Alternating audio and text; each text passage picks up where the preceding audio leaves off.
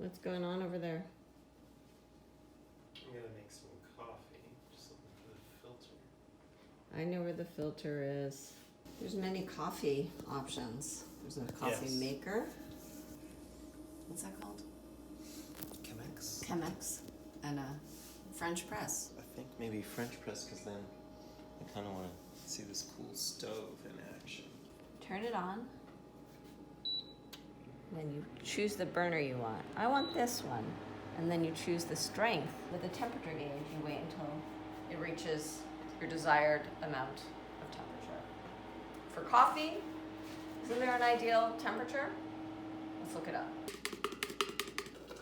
How do you know how much water to put in? I'm putting about 2.5 cups in there. Let's give them a tour of Okay, this why room. don't I take the camera and you can do that. Okay. because You'll not like my version of the tour anyway. So, we are staying in this beautiful apartment. We've only been here for less than 24 hours and already have completely made it our own. A bar cart, great robes, great bed with, I believe, parachute sheets because there's a parachute linens catalog right here. I've actually met the founder of Parachute before, Ariel K. A great chaise lounge. Is this a chaise lounge? I think so. This great kitchen where we're making coffee and a bathroom. The only thing is, there's no lotion. I mean, I don't understand when you have so many awesome, amazing things, but there's no lotion. The concept of this place is that it's an invisible hotel. This room is called Will, named after Will Smith, the producer on my movie, Saving Face. You've got a number of name drops in here already. I know. This place just makes me feel like a Hollywood director. You remember that movie that I was directing 2 years ago? That I did a Kickstarter for? No, it wasn't 2 years ago, it was a year ago. The movie's coming out, it's premiering, it'll be at the South by Southwest Film Festival in March. Look it up, it's called I Will Make You Mine. I'm very proud, and so is my husband, my editor, which is why he gave me this sweatshirt. Your hair's sticking up a little bit. Thank right you there. very much. Okay, let's check on the coffee now. How long has it been? It's been about 2 minutes. About 2 minutes. It's really good. What is this shirt? It was designed by a friend of mine, Perry Shao. I love the look. I do like Philadelphia, and Who's name dropping now? Okay, now Abe's gonna sit at the chaise lounge and sip. And I am going to make my trusty rolled oats. Half a cup. 1 cup to half a cup. I don't think 9, I don't think I need to go to a 9. Let's go to 8. We'll go to 8 and then we'll go down. Okay, we're getting to a boil. We're getting to a boil. We're getting...